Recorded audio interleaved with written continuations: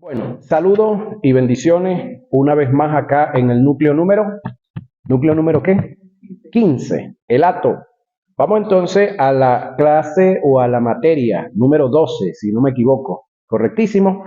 Nos toca ver entonces la materia de justicia divina. Justicia divina es una materia que en algunas etapas y en algunos núcleos de esta escuela teológica sonó como muy controversial, pero de acuerdo a lo que hemos ido dando y avanzando acá, yo sé que esto no va a ser más de lo mismo, estoy claro, pero se enlaza con todo lo que le hemos dado. Es una materia que hasta donde yo he visto y he oído y he estudiado en varias casas de estudio, no la he visto en ninguno, en ninguno. Vi un material similar a esto de un predicador norteamericano. La guía dice justicia, pero nunca la he leído, la he hojeado. No sé si se refiere a lo mismo. Una cosa es la justicia bajo el término jurídico y otra cosa es la justicia bajo el término divino, que es la que vamos a estudiar. La base bíblica que vamos a estar usando está en Romanos 3, 21 y 31 y primera a Corintios 6, 9 y 11. Pero ahora, aparte de la ley, oigan esta expresión que es muy importante tenerla en cuenta, se ha manifestado la justicia de Dios, testificada por la ley y por los profetas. La justicia de Dios por medio de la fe. Importante tomar en cuenta esto, ya nosotros estudiamos qué es la fe, en Jesucristo, para todos los que creen en Él. Muy importante, algo que ustedes hicieron iniciando las clases, que fue haber buscado en el libro de Juan y haber revisado cuántas veces aparece la palabra creer o el verbo creer conjugado, que le digo algo. Hay un testimonio de este núcleo, de esta escuela, que en mí pasará, no sé cuándo se romperá.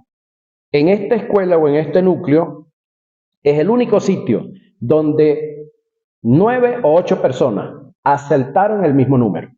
Es decir, consiguieron la misma cantidad de veces la palabra o el verbo creer conjugado en las escrituras.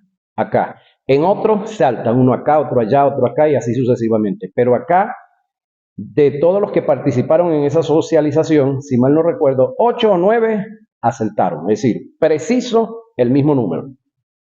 Es algo que, le digo, a mí en lo personal vi que leyeron, vi que estudiaron. Entonces es muy importante conocer lo que es la fe para poder entender esta materia que viene ahora o esto que estamos comenzando a dar. Ahora,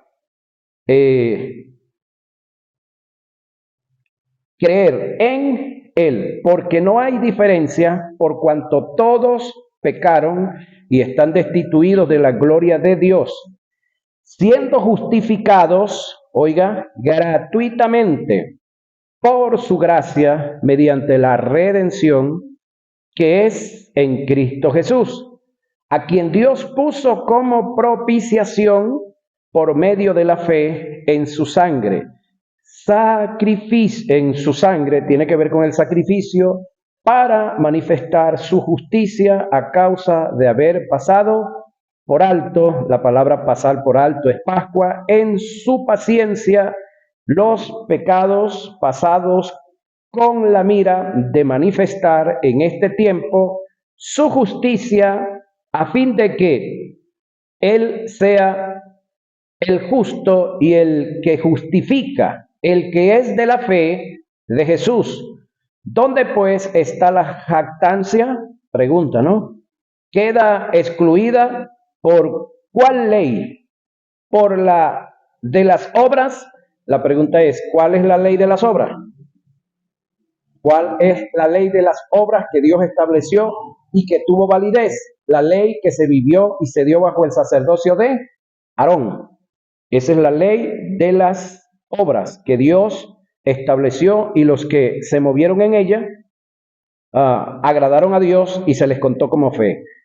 No, sino por la ley de la fe. Ok, entonces tenemos la ley de las obras y también tenemos la ley de la fe. Concluimos pues que el hombre es justificado, oiga, por fe, sin las obras de la ley.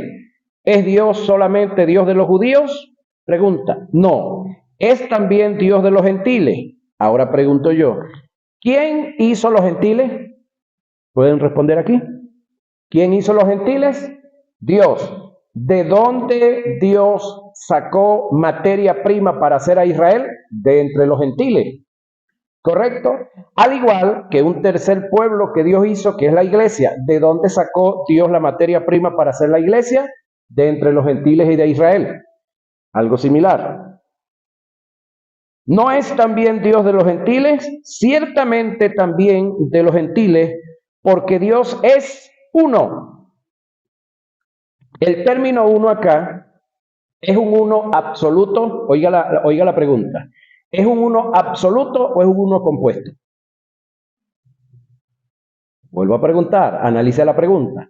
¿El término uno acá es un uno absoluto o es compuesto?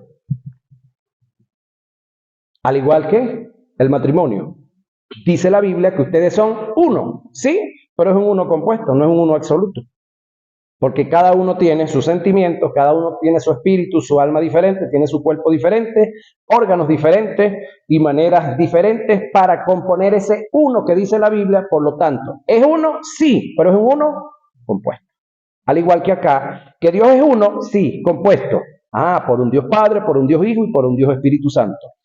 Y Él justificará por la fe a los de la circuncisión, es decir, a los judíos, y por medio de la fe a los de la incircuncisión. ¿Quiénes éramos eso? Nosotros, los de la incircuncisión.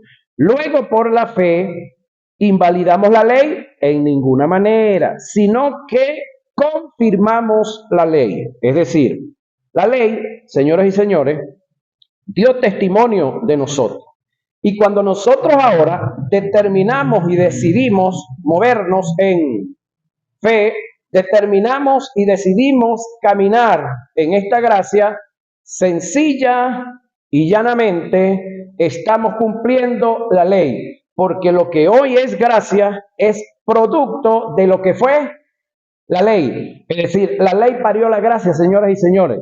Entonces, los que se aferran a vivir la ley en este tiempo, sencillamente no están aceptando el cambio que produjo la muerte y la resurrección de Jesús, sino que se están aferrando al pacto que ni siquiera los judíos vivieron, porque ellos lo vivieron un tiempo, pero luego lo violaron, luego lo abusaron, luego lo destrozaron ellos mismos, y como lo vamos a leer más adelante, Dios se desentendió de ellos. Ahora, Dios determina hacer un nuevo pacto, o Dios determinó hacer un nuevo pacto ¿con quién? Con la casa de Israel y con la casa de Judá. El detalle es, la pregunta, ¿lo logró hacer? ¿Logró hacer Dios ese nuevo pacto con la casa de Israel y con la casa de Judá? No. ¿Pero cree usted que Dios no logró hacer ese pacto? Sí. ¿Pero con quién lo hizo? Con Él mismo, en Cristo Jesús.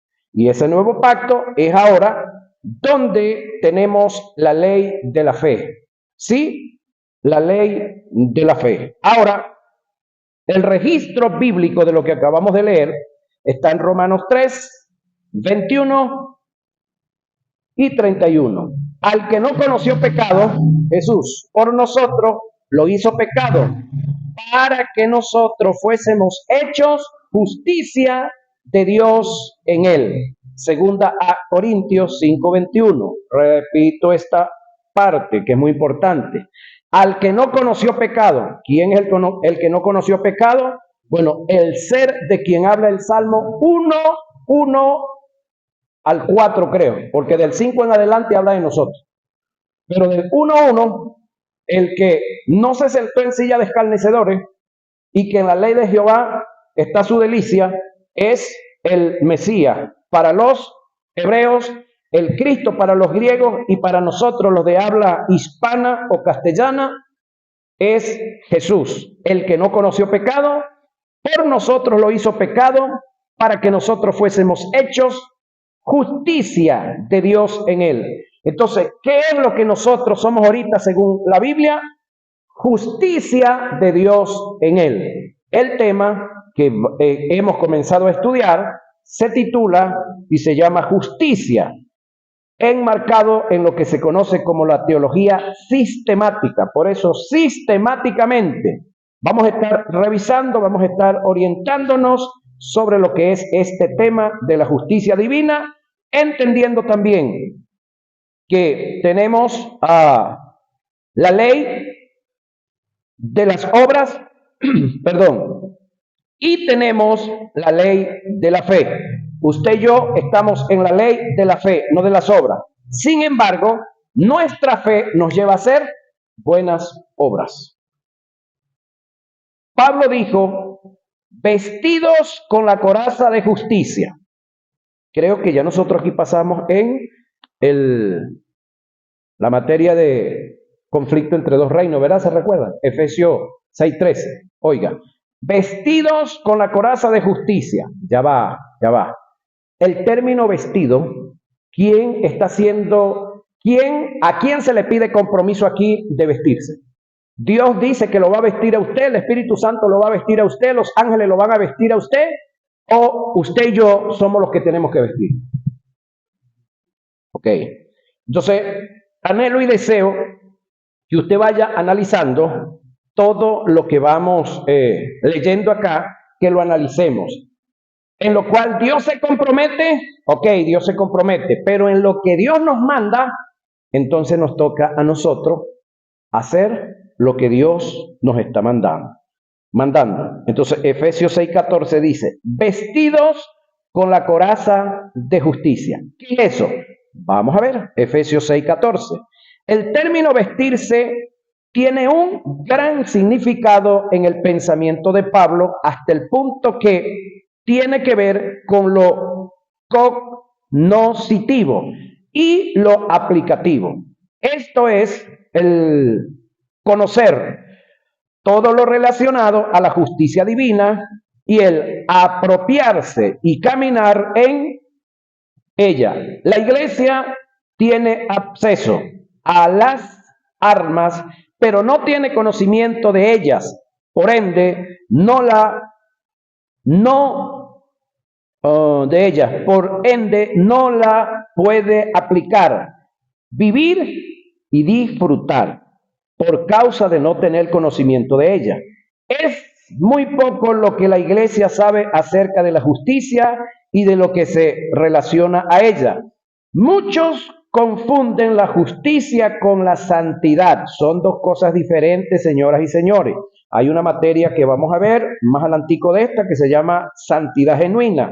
Ahorita vamos a estudiar, o estamos ya estudiando, justicia divina. Luego vamos a santidad. Otros piensan que la justicia, desde el punto de vista teológico, tiene que ver con la vida de integridad o de equidad, concepción totalmente contraria a la que registran las escrituras.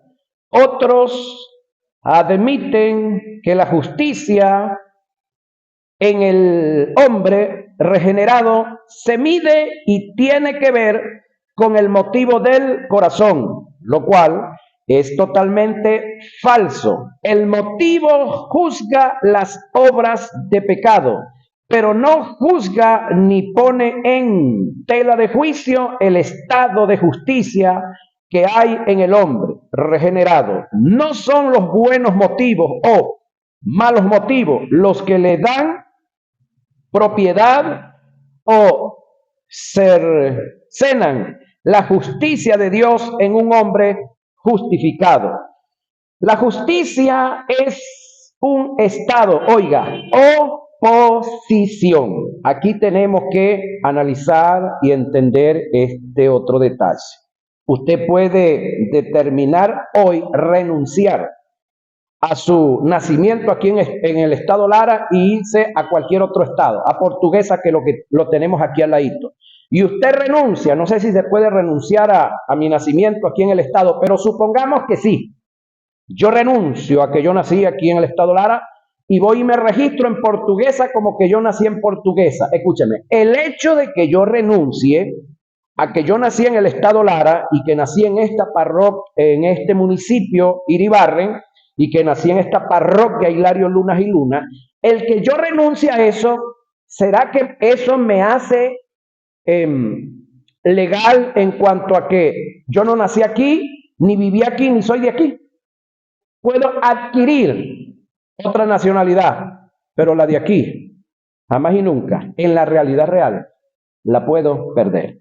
Entonces, cuando hablamos de un Estado, es una posición que no cambia, es absoluto. Es decir, los que nacimos aquí en el Estado Lara, para el resto de nuestra existencia somos nacidos aquí. Eso es absoluto, eso no tiene cambio, eso no varía. Es una posición, es una posición que tenemos por haber nacido en esta geografía. ¿Qué es el hombre que el hombre llega a obtener y alcanzar por gracia en la fe que depositó en el sacrificio de Jesús? Por esta razón, nunca debemos usar el concepto de justicia desde el punto de vista secular para definir teológicamente la justicia divina, es decir, la justicia terrenal y la justicia divina, aunque el término se escriba igual, justicia con las mismas letras, una es una y otra es otra, señoras y señores. Analizando la posición que hay en el seno de la Iglesia concerniente a la justicia divina, creo que necesitamos volver al tiempo de la reforma, que se levanten reformadores para defender y darle ubicación a la justicia de Dios dentro de la iglesia cristiana. El pensamiento y la posición que tiene un gran porcentaje del liderazgo concerniente a la justicia divina en nuestros tiempos es vago, superfluo, tradicional, muy apegado al pensamiento y a las creencias de la Iglesia Católica. Por ende, es totalmente antibíblico. El tema de la justicia y lo relacionado a ello fue lo que defendieron los reformadores, tales como Juan Hus, Juan Wesley, Martín Lutero, Juan Calvino, entre otros. Sus luchas estuvieron enfocadas sobre todo en contra de las indulgencias, las beatificaciones, los credos, las adoraciones a las imágenes, el estado de inmaculado, el estado de, inmaculado o inmaculada a las vírgenes, el bautismo en el estado de la inocencia, el acto de transubstanciación con los elementos de la cena, la tradición en contra a las sagradas escrituras, la gracia en contraste a las obras para justificación, los méritos en contraste a la gracia divina, entre otros. Parte de estas creencias están dentro del seno de la iglesia cristiana, las cuales hay, señoras y señores, que erradicarlas, pero para erradicarlas primero tenemos que conocerlas. Pasemos a analizar algunas de ellas para que notemos la semejanza. Vamos a hablar un poquitico de las indulgencias. Esta enseñanza emergió de la disciplina o de penitencias que se hacían como pago por culpa de los pecados cometidos. Se hacía distinción entre la culpa y el pecado. El castigo temporal se requería una completa absolución de la culpa, entendiendo que el pecado era perdonado por Dios, sí, mediante Jesús, pero la culpa se libraba por castigo temporal, denominado penitencia. Entonces, cuando usted como feligrés de uno de estos líderes llegaba y le contaba que usted había cometido X falta, X pecado, el individuo pues le imponía a usted una penitencia. ¿Cuáles eran las penitencias? No sé cuántos de aquí fueron católicos y les tocó pagar penitencia. Es decir, vaya y se arrodilla a los pies de X escultura, de X, de lo que ellos denominan santo, y entonces tiene que rezar tanto de esto, tanto de lo otro, tanto de lo otro y tanto de lo otro. Entonces, algo así parecido tienden o tendemos nosotros a hacer con nuestros feligreses cuando vienen y nos confiesan alguna falta, algún pecado, algún error que ellos han cometido, que en algunos casos sí son errores, sí son pecados como tal porque violaron las Sagradas Escrituras, pero en otras ocasiones, en otros momentos, no es un pecado como tal porque no violaron las Escrituras, señores y señores. Violaron algunas normas que se han colocado dentro de nuestras congregaciones, y le aclaro algo, no estamos en contra de las normas, siempre y cuando no violen los principios bíblicos, porque cuando las normas violan los principios bíblicos, yo estoy diciendo que mis normas, que mis estatutos son más importantes que los principios bíblicos, y yo creo que eso no está bien. Ahora, en algunas ocasiones nosotros cometemos algún error y violamos parte de la Biblia. Bueno, ¿qué es lo que está escrito cuando un hermano es sorprendido en algún pecado? Vosotros que sois espirituales, contáselo a todo mundo y decirle a todo mundo para que se avergüence. ¿Eso es lo que dice el texto? No. El texto dice que los espirituales van a ¿qué? Restaurar con espíritu de mansedumbre, considerándonos nosotros mismos. No vaya a ser que un día nosotros seamos los que estemos abajo en el hoyo y estemos pidiendo que nos tiren el mecate para subir de allá del hueco. ¿Estamos claros de eso, verdad? Esto está en contra de la verdad bíblica cuando registra. Ahora pues, ninguna condenación, oiga, hay para los que están en Cristo Jesús. ¿Cómo? Ahora pues, ninguna condenación hay para los que están en Cristo Jesús. ¿Por qué no hay condenación para los que están en Cristo Jesús? Aquí viene la respuesta. Esto no necesita mucha explicación, los textos están completos. El único detalle es que este Romanos 8.1 me le añadieron, Casiodoro de Reina, me le añadió los que no andan conforme a la carne, sino conforme al Espíritu. Eso está añadido, no está en los originales.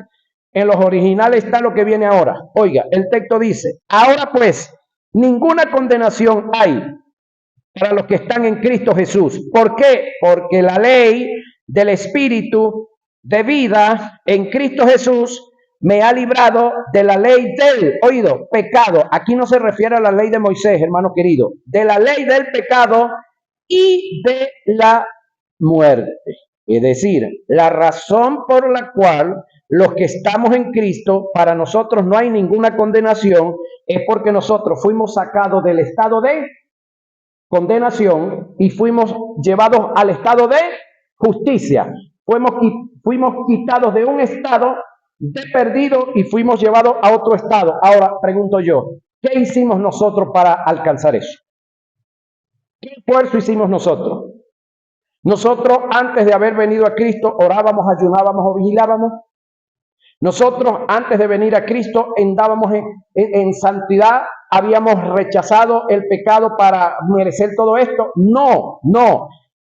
Nosotros, cada uno de nosotros andábamos en nuestra pequeña vagancia, unos a un nivel y otros a otro. Yo digo en una pequeña vagancia porque en mi caso yo había fumado una que otra vez. En mi caso nunca había peleado formalmente, no, peleas entre hermanos con uno solo porque me echaron a pelear uno mayor que nosotros. Nunca había ido, ni he ido, ni pienso ir a un burdel, embriagarme una vez por allá dormido. ¿Sí? Entonces, en ese aspecto, yo fui un muchacho, como me decían algunas amigas y amigos, un zanahoria. Sin embargo, tenemos otros que fueron unos depravados. Ahora pregunto yo, ¿quién necesitaba más perdón de pecado, ellos o yo? Ambos igualitos, ninguno necesitaba más y ninguno menos. ¿Quiénes estábamos perdidos? Igualito los dos estábamos perdidos. Ambos necesitábamos a Cristo Jesús. Ahora, una vez que ellos salieron, fueron sacados del estado de condenación y puestos en estado de justicia, al igual que yo. Igualito. Ni uno más ni uno menos. Entonces reitero lo que dice Romanos 8:1. Ahora pues, ninguna condenación hay ya al momento. Ahora pues, ninguna condenación hay ya, verbo presente, para los que están en Cristo Jesús. Porque la ley del Espíritu de vida, es decir, la ley del Espíritu Santo, porque de paso está con E mayúscula, de vida, ¿qué vida da Dios? ¿Qué vida da el Espíritu Santo? ¿Qué vida da Jesús? Eterna. En Cristo Jesús me ha, nótese que dice me ha, no dice que me va, me ha, presente ya, librado de la ley del pecado. ¿Cuál es la ley del pecado? La que produce muerte o la que produjo muerte. Y de la muerte. Aquí está claro porque ya yo fui libre de la muerte. ¿De cuál muerte? De la muerte espiritual. Porque puede que la muerte física nos visite y nos eche una abrazada por unos cuantos días, pero igualito para la muerte física ya tenemos solución. Los que estamos en Cristo tenemos promesa de resurrección. Ahora, los que no están en Cristo, esos sí están doblemente muertos. Pero los que estamos en Cristo Jesús, ya hemos sido libres de la muerte espiritual y vamos rumbo a la libertad de la muerte física. Una, porque puede que muramos físicamente, para ellos hay resurrección, y en el caso de los que no lleguemos a morir físicamente, es porque llegamos hasta el momento del día del arrebatamiento. Y el día del arrebatamiento, ¿qué es lo que va a pasar? Esto corruptible, hablando de la muerte, perdón, de la mente, esto corruptible, hablando de la mente, se ha vestido repitan lo que se me olvidó, se ha vestido de, esto corruptible se ha vestido de incorrupción, y esto mortal, ¿se ha vestido de qué? Inmortalidad. Acuérdense que ya por aquí pasamos en escatología, ¿no? Recuerden, esto se enlaza. Entonces, lo único que usted tiene corruptible y yo en la mente, se puede corromper. Pero ya el cuerpo nunca va a nacer de nuevo, sino que va a ser vestido de inmortalidad. ¿Cuándo? El día de la resurrección. Eso es para los que estemos vivos. Y para los que ya murieron, ¿qué promesa hay? Resurrección. Ok. Entonces, la indulgencia llegaron a un estado de exageración tal que se daban por escrito como un documento que te calificaba absuelto de la condenación. Es decir, los líderes de la Iglesia Católica en su tiempo, venía la gente que había cometido algún pecado, aparte de las penitencias que los mandaban a hacer, entonces les pedían dinero. Y ya eso comenzó a ser por escrito. Les hacían un escrito, como decirte, un certificado. Ese certificado era que ya tú, por causa de lo que pagaste, habías sido absuelto, óigame, de la culpa. Ya tú no tenías que tener culpa, porque primero, el pecado te lo perdonó Dios, pero para ser libre de la culpa del pecado tenías que pagar. Pero hubo gente que tenía plata, así como Pedro, y le gustaba pecar, no como Pedro, y sabía que él venía hoy y consultaba con el sacerdote, pero sabía que dentro de una semana o dentro de 15 días había otro chance por allá. Entonces Pedro no solamente pagaba la culpa por la que vino, sino que pagaba por adelantado varias culpas. Entonces, él, como esos eran sus líderes, esa era la enseñanza, él se llevaba su certificado, el presente y los certificados futuros. Entonces después Pedro cometía su falta por allá y sacaba su certificado y decía, bueno, ya yo pagué. Eso le generó mucha plata a la Iglesia Católica, mucha. Hasta que se levantaron unos hombres como los que le mencioné por aquí, Juan Hus, Martín Lutero y otros más, y comenzaron o entendieron que la salvación era por gracia y que la justificación era por gracia y que no era por indulgencia. Entonces ellos se sentían absueltos de la condenación, del infierno, estando en vida. Eran tanta la exageración que a causa de ellas podían librar a una familia difuntos del conocido purgatorio, es decir, podrían librar a una familia los difuntos que estaban en el purgatorio. Tales cosas están en contra de la ley, de la verdad de Dios, cuando las sagradas escrituras expresan: fue pues necesario que la figura de las cosas celestiales fuesen purificadas, así como las cosas celestiales mismas, con mejores sacrificios que estos, porque no entró Cristo en el santuario hecho de mano, figura del verdadero, sino en el cielo mismo, oiga, para presentarse ahora por nosotros ante Dios, y no para ofrecerse muchas veces como entra el sumo sacerdote. Y del sumo sacerdote que estamos hablando aquí no es el católico, porque cuando se escribe el libro de Hebreo, la iglesia católica no existía, señoras y señores. La iglesia católica viene a existir del 325 para acá. Acá estamos hablando de los sacerdotes judíos. Entra el sumo sacerdote en el lugar santísimo cada año con sangre ajena. De otra manera, le hubiera sido necesario a Jesús padecer muchas veces desde el principio del mundo, pero ahora, es decir, ya en la consumación de los siglos, se presentó una vez para siempre por el sacrificio de sí mismo. Oiga lo que viene: para quitar de en medio el pecado, y de la manera que está establecido para los hombres, que mueran una sola vez, y después de esto el juicio. Así también Cristo fue ofrecido, oiga, una sola vez para llevar los pecados de muchos, y aparecer por segunda vez. Mira lo que viene acá, que esto me hizo mucho ruido a mí: sin relación con el pecado, para salvar a los que le esperan. Esto está en Hebreo 9, 23 al 28.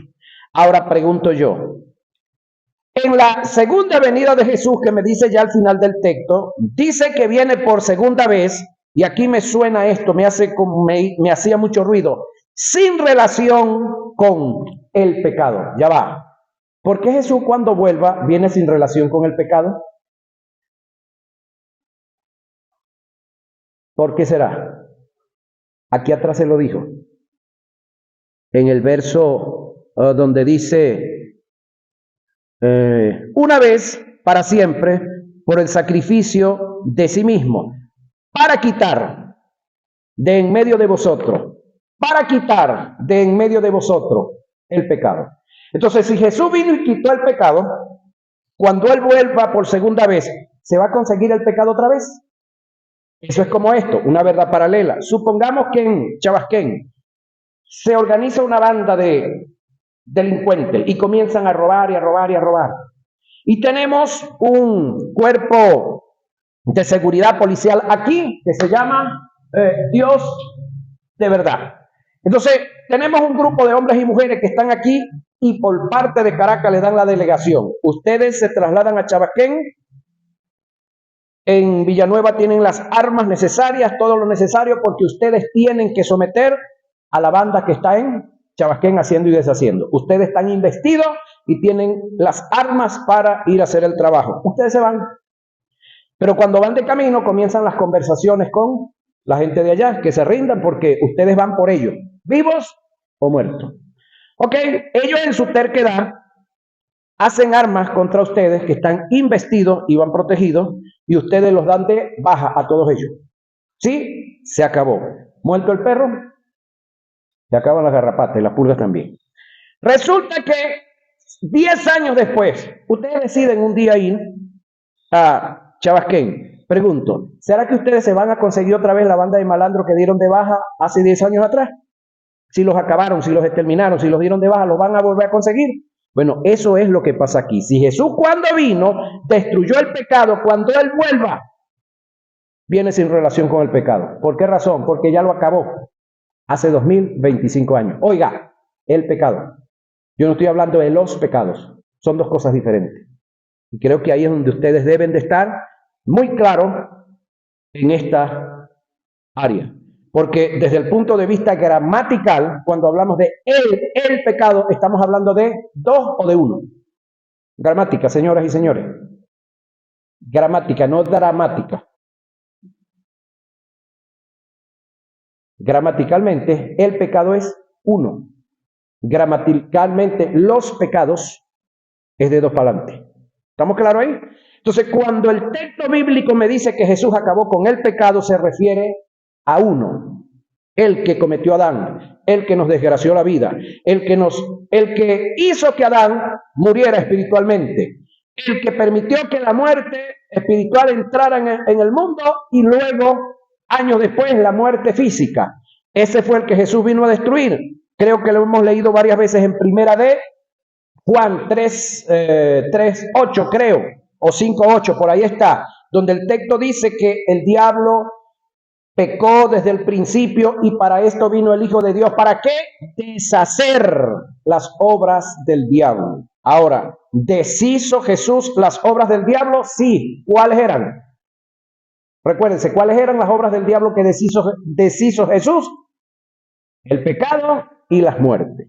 Entonces, acá el texto le está diciendo que Cristo Jesús, con un solo sacrificio, vino a quitar de en medio el pecado, y por esa causa, cuando Él regrese por segunda vez, que no es el regreso de la segunda vez de Jesús, no es a levantar la iglesia, el regreso de Jesús a levantar la iglesia no está contado como segunda venida. La segunda venida es cuando Él venga a implantar el reino milenial desde allá, desde el Medio Oriente para el mundo entero.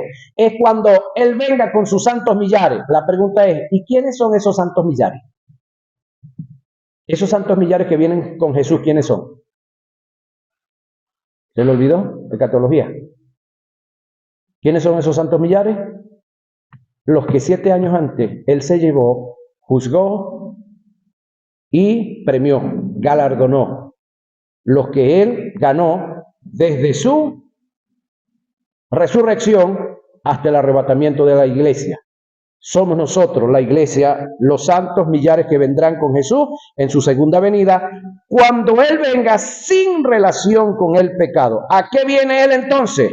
A implantar su reino milenial desde el punto de vista general. Hasta ahorita el reino de los cielos está en nuestro espíritu y está en cada uno de nosotros, pero no estamos en la alcaldía, no estamos en la comuna, y si de repente alguno de nosotros está en la comuna, ese reino está compartido con otros que no son espirituales. Si se copia eso, ¿verdad? Es decir, todos los de nosotros que estamos en una posición, en algún consejo comunal, en alguna comuna, en alguna concejalía o en alguna alcaldía, ok, ahí está el reino de los cielos en nosotros gobernando hacia allá, pero no está del total, no está al completo. Si se copia eso, ¿verdad? Ok, en nuestra casa, pregunto, en la casa de ustedes, ¿el reino de los cielos está completo ahí? ¿O ahí hay un marido inconverso, o hay una esposa inconversa, o hay un hijo inconverso, o hay un cuñado inconverso, o hay un tío inconverso? ¿Ves? Ahora, cuando Cristo venga, se recuerda que Él va a juzgar a Israel. ¿Qué es juzgar a Israel? ¿Qué es lo que va a hacer con Israel? Los va a jalar, los va a llamar. Todos los que lo acepten a Él como el Mesías, como el Cristo, como el Hijo de Dios, van a ser dejados. Y los que no lo acepten a Él como el Mesías, como el Cristo, como el Hijo de Dios, ¿qué va a suceder con ellos? Al desierto a morirse.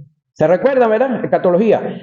Y luego jala al mundo, luego jala a las naciones. Todos los que acepten a Jesús como el Mesías van a ser dejados, van a quedar. Y los que no acepten a Jesús como el Cristo, como el Mesías, ¿qué es lo que va a suceder? ¿Se recuerdan? ¿Dónde van los gentiles que no aceptan a Jesús como el Mesías? Son los primeros, después de la bestia y el falso profeta, que van a entrar en el lago que arde con fuego y azufre. Por esa razón Jesús no viene con relación con el pecado, viene a hacer justicia. El que creyó, creyó y aceptó, y el que no, fuera de aquí. Viene esa limpieza. Ok, viene sin relación con el pecado. Oiga, ¿viene para qué? Para salvar a los que le esperan en aquel entonces. Porque viene con nosotros que ya nos salvó. Hebreos 9, 23 y 38. En nuestra época se está cayendo en el terreno de indulgencia con diferentes prácticas. Pasemos a dar ejemplos del caso. Pactos como indulgencia. Las escrituras afirman que Dios es un Dios de pacto. Oiga, oiga. ¿Quién es un Dios de pacto? Dios. Dios es un Dios de pacto. Pero Él es el que hace pacto con los hombres. El hombre no está en un nivel para hacer pacto con Dios. Dios es el que puede hacer pacto con los hombres, no nosotros los hombres hacer pacto con Dios. El hombre puede hacer una proposición a Dios y Él es quien decide si dicha proposición pasa a ser un pacto entre Él y la persona que hizo la proposición. Oiga, los hombres pactan con sus dioses, hablando de los incrédulos. Es en el paganismo, satanismo, politeísmo e idolatría. Jueces 8:33. Según los principios bíblicos, los hombres pueden proponerle a Dios algo, pero es Él el que decide si dicha proposición pasa a ser un pacto. Esto fue lo que hizo Jacob ante Dios. Propuso en su corazón entregar el 10% de sus bienes y Dios tomó dicha proposición y la estableció como pacto. Fue Dios, no fue Jacob. Entre él y Jacob. Pero se debe tomar en cuenta que dicha proposición denominada votos o voto, la hizo Jacob teniendo como fundamento una palabra que recibió de Dios en sueño, pero Jacob no se inventó un pacto y con él, como el favor de Dios, y con él compró el favor de Dios. El favor de Dios ya estaba anticipado y Jacob en agradecimiento levantó un altar, adoró e hizo un compromiso en su proposición, en agradecimiento ante Dios. Entonces podemos ver acá la historia de Jacob con la proposición que le hizo a Dios, que Dios luego la toma como pacto, y muchos entonces están tomándose esta acción de Jacob y de Dios como para ellos entonces pactar con Dios. Está fuera de orden, no está en lo concreto, en lo correcto de las Sagradas Escrituras. El que pacta es el mayor con el menor. Pregunto, ¿alguno de nosotros es mayor que Dios para pactar con Él? No. Entonces, es Dios quien puede pactar con nosotros. No somos nosotros los que podemos pactar con Él. Nosotros podemos hacer proposiciones y Dios decide si esa proposición que yo hice, Él como mayor la toma como pacto. ¿Por qué nosotros no estamos en capacidad de pactar con Dios? Bueno, porque nosotros le decimos una palabra hoy a Dios y mañana ya nos rajamos. Ya pasó mañana, abandonamos. Ya dentro de una semana el carácter se nos fue abajo y bueno, de repente decimos, no Señor, era jugando. Pero cuando Dios dice algo, Él lo cumple. ¿Tiene con qué? Amén. Ahora, e hizo Jacob voto diciendo, si fuere Dios conmigo y me guardare en este viaje en que voy y me diere pan para comer y vestido para vestir, y si volviere en paz a causa de mi padre, Jehová será mi Dios, y esta piedra que he puesto por señal será casa de Dios, y de todo lo que me diere, el diezmo apartaré para ti. La segunda persona en todas las Sagradas Escrituras que determina entregar un diezmo. No se había establecido como tal. Esto fue una proposición que este hombre hizo, y Dios la tomó como tal. Ya su padre también en una ocasión, o su abuelo, perdón, había entregado un diezmo, algo voluntario, algo que nadie se lo había dicho ni que estaba escrito en ningún lugar como mandamiento como tal. Es algo que ellos determinaron hacer y Dios la tomó como ahorita en este tiempo, dentro de algunos juzgados y dentro de algunos tribunales, hay cosas que se escapan a la ley, es decir, acciones que desde el punto de vista moral son ilegales, son incorrectas, pero jurídicamente nadie ha trabajado, nadie ha laborado para esto. Entonces hay algo, pastor, que se llama jurisprudencia. ¿Han escuchado ustedes eso, jurisprudencia? Jurisprudencia es que alguien comete una falta X, pero no hay una ley, hermano, no hay una ley que diga qué se puede hacer con ese individuo. Pero desde el punto de vista moral y social se ve feo, es desagradable. Entonces la gente ahí en consenso busca la manera cómo juzgar y condenar tal evento. Y de paso, ese evento o eso que hicieron, esa acción que tomaron para corregir y disciplinar, pasa a ser una jurisprudencia para juzgar otros casos en otro lugar, sin que esté en el Código Civil o en el Código Penal. Eso se conoce como jurisprudencia. Entonces, el caso de Abraham, que él determinó dar un diezmo, el caso de Jacob, que él determinó entregar también un diezmo acá, pasó a ser una jurisprudencia, que de paso Dios después la tomó para la nación de Israel y le impuso, en el caso de la nación de Israel, el diezmo como un mandamiento. Lo que acabamos de hablar de Jacob, el registro está en Génesis 28, 20 y 22. Hacer pactos con Dios, tratando de comprar el favor de Él, es un tipo de soborno. Y a su vez es negar la eficacia de la gracia que se dio mediante la justicia que recibiste por la fe en el sacrificio de Jesús. Nuestras bendiciones desde el punto posesional están adjudicadas a la capacidad que tengas para recibirlas, Dios conoce la medida, de capacidad que tienes para recibir tu herencia, tu legado, de modo que si no hay capacidad, por mucho que pactes ante Él de Dios, no vas a recibir nada, porque, aunque seas heredero de las cosas. Oiga esto. La gente que se ha movido en los fulanes pactos, ellos analicen, oiga la predicación y la enseñanza. Hermano querido, tienes una hija que anda descarriada, que anda por ahí en delincuencia, que anda en drogas, que anda en prostitución. Venga, pacte con Dios con 5 sacos de café, con 10 sacos de café, para que Dios le devuelva a su hija. ¿Usted no lo han oído? Bueno, no dicen 5 sacos de café, pero sí dicen $300, $500, porque no lo han hecho en los campos. Pero sí han oído las fulanes maratónicas. Ok, pregunto, ¿eso está en la Biblia? ¿Eso está acorde con lo que Dios estableció? ¿O es atraco a Biblia armada? Yo no sé si usted fue a algún culto en el cual le dijeron, yo sí fui, en el cual le dijeron, hermano, todo lo que está en la cartera, sáquelo y échelo.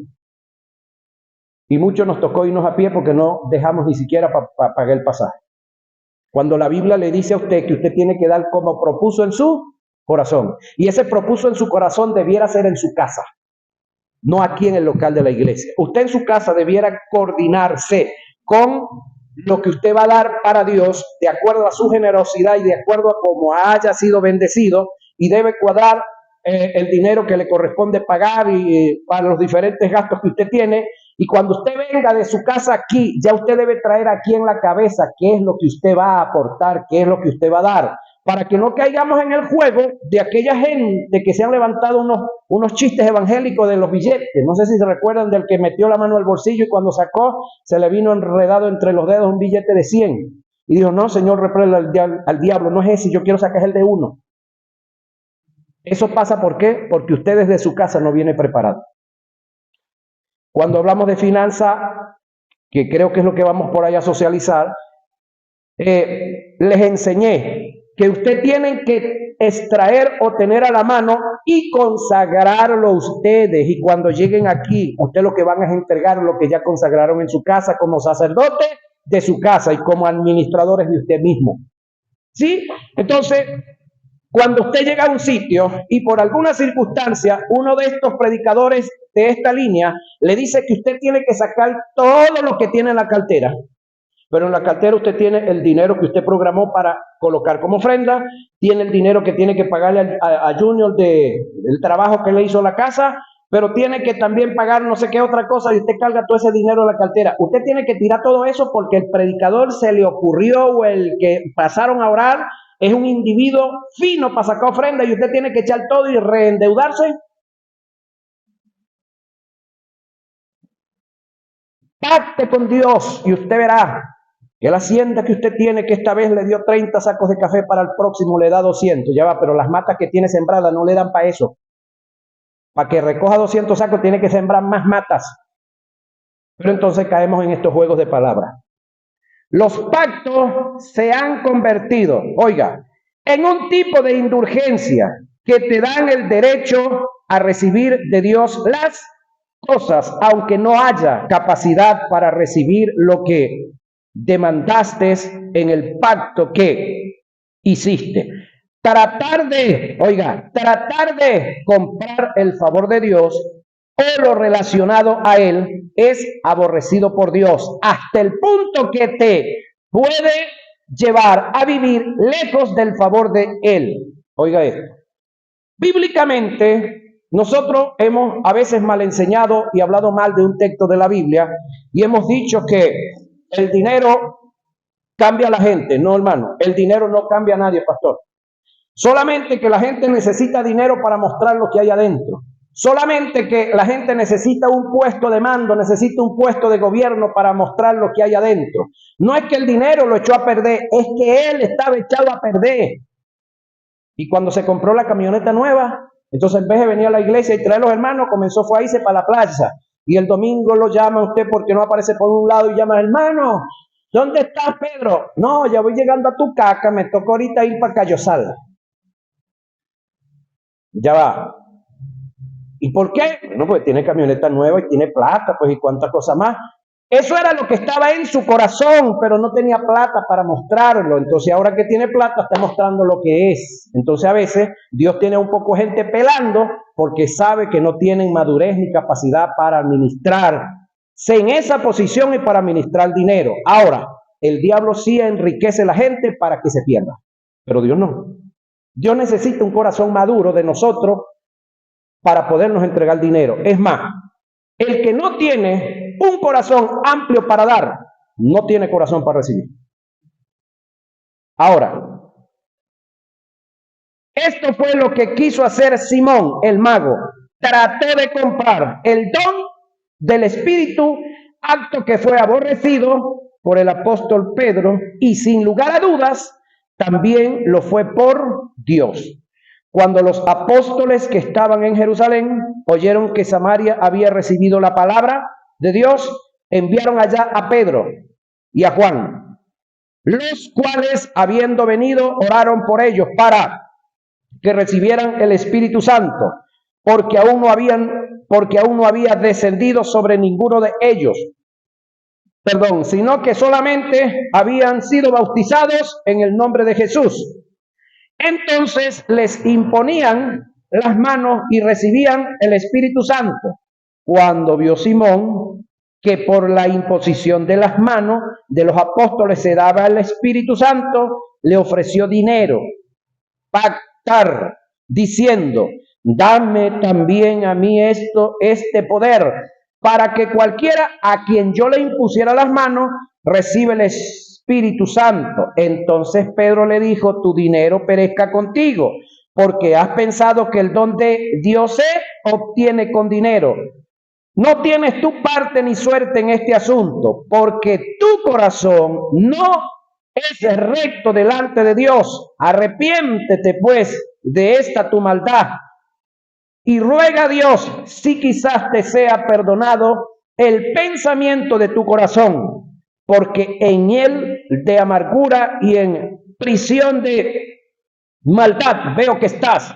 Respondiendo entonces Simón dijo, rogad vosotros por mí al Señor, para que nada de esto que habéis dicho venga sobre mí. ¿Dónde está registrado? Hechos 8, 14 al 24. Entonces podemos ver acá uno que quiso y se propuso obtener el don de Dios con dinero, y lo que recibió fue un tremendo regaño, una exhortación de tamaño gigante. Entonces, ¿cómo es que a esta altura de la vida yo voy a estar comprando de Dios ministerios, o comprando de Dios la salvación de otro, o comprando de Dios diferentes cuestiones con un supuesto pacto? No, eso no es la posición que debemos de tomar. Eso está fuera del texto de las Sagradas Escrituras.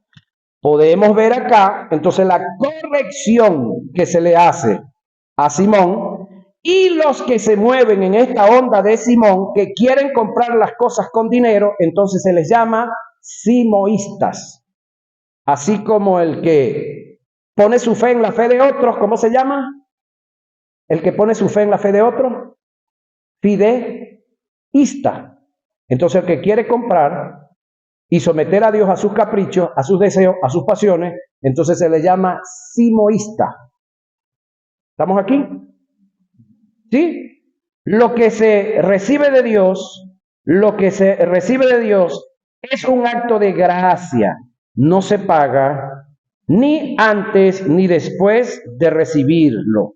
Gracia es un don inmerecido que se dio por misericordia en la compasión de Dios, producto de su amor, y lo que se recibe por gracia ni se compra ni se vende. Supongamos que yo me compro un reloj X y vengo y se lo traigo y se lo pongo en la mano a Pedro y le digo, Pedro, esto es un regalo, Pedro, te estoy haciendo un regalo. Un reloj de repente enchapado en oro de una marca X, pero cuando yo venga en el otro viaje le digo, Pedro, mira, ese reloj cuesta $1000, así que me pasas 500 ahorita y después me vas pasando lo otro poco a poco. Pregunto yo le regalé un reloj a él o se lo estoy vendiendo a cuota? Entonces ahí es donde debemos de entender que si lo de Dios fue un regalo,